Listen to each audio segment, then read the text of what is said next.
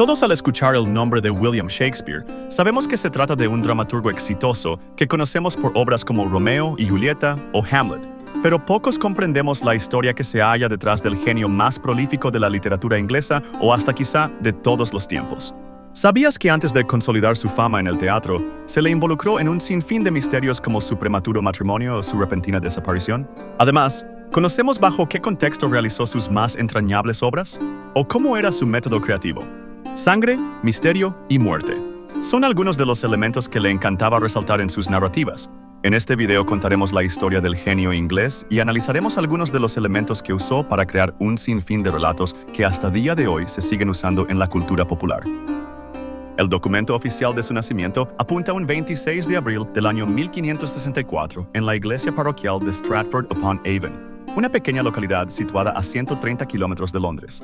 Era hijo de un humilde campesino que se ganaba la vida como criador de ovejas y comerciante de su lana, y su madre era una legítima heredera de algunas tierras. El amor al teatro le vino por azares del destino. Por aquellos tiempos se estaba propagando la peste bubónica, lo que provocó el cierre de estos en las ciudades más importantes como la capital londinense. Los propietarios no estaban interesados en perder ganancias, así que debían trasladarse hacia otros sitios como el lugar de origen del dramaturgo. Durante su infancia y juventud, William Shakespeare estuvo envuelto en un sinfín de misterios, entre los que se destacan sus motivaciones como escritor. Se cuenta que la búsqueda de su éxito pudo deberse a que tan solo quería devolverles el prestigio a su apenas próspera familia, ya que después de que su padre haya ejercido como consejero del ayuntamiento, lo equivalente hoy en día a un alcalde, pasó por dificultades económicas, provocando también que la educación universitaria del autor sea inaccesible. A los 18 años, se casó con Anne Hathaway, hija de un acaudalado comerciante. Algunos apuntan a que su matrimonio fue por mero compromiso, ya que 6 meses antes de la ceremonia nupcial, su consorte se encontraba embarazada de su primogénita Susana. Otros especulan que lo hizo por mero interés económico. Sea como sea, William y Anne lograron tener una buena relación, ya que tuvieron, además de a Susana, un par de gemelos nombrados Hamlet y Judith, del cual el varón murió a los 11 años. Lo que no se sabe es que si el padre se halló presente en el momento de su defunción, porque durante la década de los 80 y parte de los 90 se halló desaparecido. Como siempre hay poca evidencia al respecto y las teorías son variadas, una de ellas postula que su desaparición pudo ser porque se le había relacionado con un tal Gulielmus Stratfordiensis, un inglés de orígenes italianos que peregrinó a Roma una vez que se descubrió su fe católica, y esto significaba delito, pues en aquel tiempo el reino inglés y la iglesia se habían separado. Otros indican que al llegar a Londres conoció y se relacionó al entonces actor y escritor del momento Christopher Marlowe, y que todas las obras escritas por Shakespeare en realidad las citó Marlowe. Bueno, más bien fue un acuerdo, ya que el dramaturgo del momento fue traicionado por la cámara secreta de la reina luego de que trabajara para ella como espía en España. Le inventaron que llamó al mismo Cristo bastardo y a su madre ramera. Una vez descubierto, el castigo sería tan brutal con una tortura o hasta la misma muerte. Temiendo por su vida, Marlowe supuestamente tuvo que fingir ser asesinado en una riña y de allí que emigró al país de la bota. En este periodo se mantuvo en contacto con el de Stratford, donde el falso difunto no deseaba que sus obras se perdieran en el anonimato, así que acordó mandar sus manuscritos para que sean publicadas bajo el nombre de William Shakespeare. Por eso es que en títulos como En Romeo y Julieta o Mucho ruido y pocas nueces se ambientaran en este país. Aunque estas hipótesis suenen bastante intrigantes, la que más es adoptada por los historiadores es que simplemente huyó porque robó ciervos a un campesino de la zona. Fama y estilo. En la puritana ciudad de Londres, los teatros se hicieron ajenos a los habitantes que allí permanecían, más que nada por la delincuencia, la prostitución y la famosa peste bubónica. Sin embargo, los que aún se conservaron se alojaron afuera de la metrópoli para evitar los problemas que representaba la propia ciudad. Un indicador muestra que cuando llegó a la capital, dedicó sus primeros poemas Venus y Adonis al conde de Southampton. Esto llamó la atención del aristócrata y probablemente fue él quien lo puso al ojo del público. Esto sumándole la creación de la compañía de actores Lord's Chamberlain, hecha en 1594 que Shakespeare y compañía fundaron, para luego crear el Teatro Globe. Los inicios de su carrera fueron para la actuación hasta 1603, de allí que solo le tocaría entrar en escenario para papeles secundarios. Lo suyo era la elaboración y dirección de sus obras. Sin embargo, en su época tuvo que trabajar bajo ciertos métodos un tanto rígidos.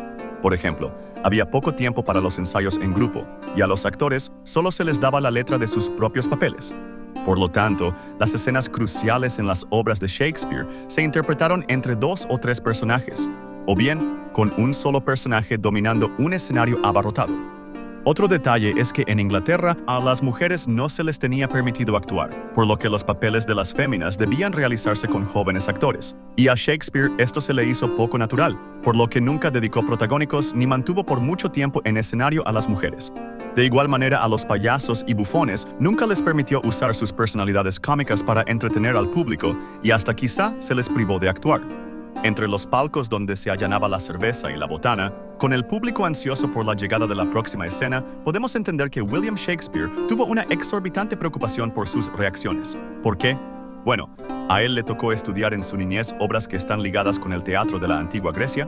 Estas tuvieron como objetivo despertar emociones en el espectador, tanto positivas como negativas, dependiendo lo que se esté contando, con la finalidad de generar, al terminar el último acto, un efecto catarsis, lo que se traduce como un estado de liberación donde se descarga un sinfín de sentimientos en el espectador, ya sea tristeza, compasión y melancolía para el género tragedia o felicidad, satisfacción y bienestar para el género comedia. Y lo más interesante es que quiso asimilar lo prolífero de sus historias en nosotros mismos. ¿Pero cómo? A Shakespeare le encantaba explorar dentro de la psicología humana nuestros más grandes demonios, justificándolo con un contexto lo suficientemente válido para que estos sean expuestos. Y es muy normal en ello. Recordemos que su vida se ambientó en un reino en el que la corona detrás de esa aura que transmitía al pueblo se escondía una faceta llena de intereses personales que retrataban lo que el ser humano es capaz de hacer para obtener lo que sea. Un ejemplo puede ser Hamlet, obra que narra la historia del príncipe de Dinamarca llamado Hamlet, el cual se halla en la búsqueda de venganza por la muerte de su padre, donde éste se le aparece al joven en forma de un espectro y le revela que su asesino fue su tío Claudio, porque su intención era reclamar su trono.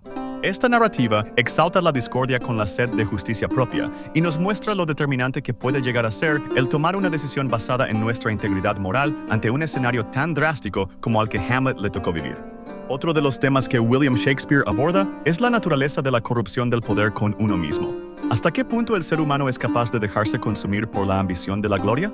Esta historia titulada La tragedia de Macbeth es un paralelo con Hamlet, porque el ser que busca ascender al trono a cualquier costo ahora será encarnado por el protagonista Macbeth.